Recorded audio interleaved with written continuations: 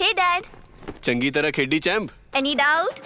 ਕਿੱਦਾਂ ਖੇਡੀ ਅੱਜ ਵੇਖੋ ਸੁੱਕੇ ਸੁੱਕੇ ਦਾਗ ਵੇਖੋ No doubt ਇੰਨਾ ਸੁੱਕੇ ਦਾਗਾਂ ਲਈ ਹੈ ਸਰਫ ਐਕਸਲਮੈਟਿਕ ਹੁਣ ਨਵੇਂ ਪੈਕ ਵਿੱਚ SPP ਟੈਕਨੋਲੋਜੀ ਦੇ ਨਾਲ ਇਹ ਸਿੱਧੀ ਸੁੱਕੇ ਦਾਗ ਕੱਢੇ ਸੈਮੀ ਆਟੋमेटिक मशीन ਵਿੱਚ ਹੀ एनी डाउट नवा सर्फ एक्सलमैटिक। हरियाणा सरकार के दादूपुर नलवी नहर को डी नोटिफिकेशन के आदेशों के बाद किसानों ने इस नहर को बंद करना शुरू कर दिया है। ससोली गांव के किसानों ने सुडैल व खेड़ा गांव के पास नहर में मिट्टी डालकर इसे बंद कर दिया। जेसीबी की मदद से नहर में मिट्टी भरी जा रही है। वहीं कुछ और अन्य किसान भी हैं जो नहर को पाटने की तैयारी कर रहे हैं। इसके लिए मिट्टी का प्रबंध किया जा रहा है। गौरतलब है कि इस नहर को डी नोटिफाई करने का पूरा प्रदेश में विरोध हुआ था। किसानों ने कई माह तक लघु सचिवालय के सामने अनाज मंडी जगाधरी के गेट पर धरना भी दिया था। ससोली गांव के किसान मनीष कुमार ने बताया कि उनके करीब 7 एकड़ जमीन का दादूपुर नलवी नहर के लिए तत्कालीन सरकार ने अधिग्रहण किया था। यह जमीन सुडैल व खेड़ा गांव के रकबा में है। वर्तमान सरकार ने दादूपुर नलवी नहर को डी नोटिफाई कर दिया है। सरकार ने किसानों से कहा कि वे किसानों को कोर्ट के अनुसार बढ़ा हुआ मुआवजा नहीं देंगे, इसीलिए किसान मिला हुआ मुआवजा वापस करके नहर की जमीन को वापस ले सकते हैं। इसके लिए सरकार ने 31 दिसंबर 2024 तक मुआवजा वापस करने के आदेश जारी किए हैं।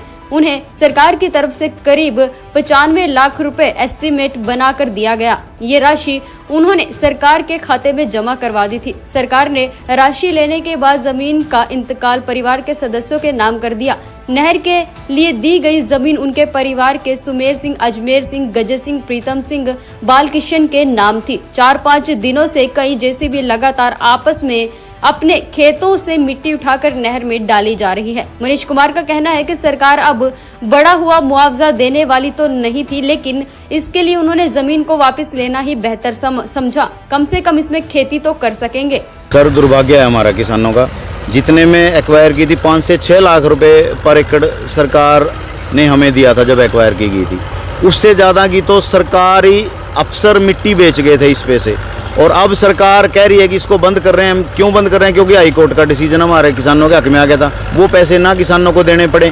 तो अब आप एक बात बताइए, वो पैसे सरकार वापस मांग रही है, हम मिट्टी कहाँ से लेके आएंगे? आज देख लेना, अब ये किसान चलो ये थोड़ा मजबूत होगा जो इसने पैसे भर के इसने अपने नाम करवा ली है, लेकिन सभी किसान तो नहीं। या तो सरकार ये कहे कि ठीक है हम कोई पैसा आपसे वापस नहीं लेते, आप बांट लो इसको, तो हम बंद कर लेंगे इसको। फिर भी मिट्टी हमें कई लाख रुपए की हमें मिट्टी बाहर से लेके आनी पड़ेगी। ये हमारा दुर्भाग्य है जो आज आप ये देख रहे हैं। हरपाल जी, यहाँ शुरुआत हुई है, क्या सारे किसान इसके हक में बंद करने की? देखिए, अब तो हम भी सोच रहे थे कि हमारी भी ज़मीन गई है कि हम भी भर लें पैसे, लेकिन अब हमें पता किया जैसे कल ही फ़ोन करके कि 31 दिसंबर लास्ट डेट थी पैसे भरने की।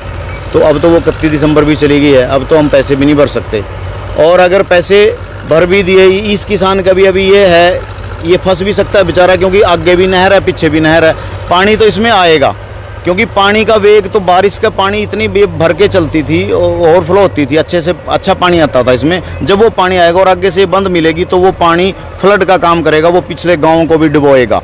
ये होने वाला है, अगली आने वाली बरसात में पिछले गाँव भी डूबेंगे इसके कारण। क्या कोई समाधान निकलेगा कि? देखिए, समाधान तो इसका यही है सर, या तो सभी सरकार कह दे कि हम सभी आप इसको आंट लो, समतल कर लो, या फिर इसको चालू करे, क्योंकि चालू करने से ही हमारा वाटर लेवल और पानी ऊपर आ जाएगा। किसानों को उसकी पेमेंट करे, चलाए इसको। 20 दिसंबर 2024 को माननीय हाई कोर्ट की डबल बेंच ने उस 101A कानून को और इस डी नोटिफाई को आज संवैधानिक घोषित कर दिया है कि ये कहा है कि ये नहर बंद नहीं हो सकती, और ये कानून जो है ये अपनी मनमर्जी से कानून बना दिया गया, ये कोई कानून नहीं है।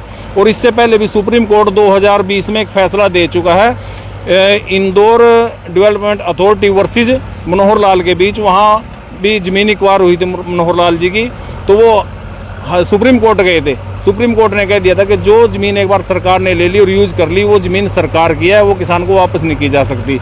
और ये जो लोग नहर बंद कर रहे हैं, इसमें अधिकारियों ने गुमराह किया लोगों को, जबकि 20 दिसंबर 2024 को फैसला आ चुका था हाई कोर्ट का। उसके बाद भी अधिकारियों ने 16 जनवरी 2025 को इस ज़मीन का इंतकाल किया है, जो कोर्ट की अवमानना है।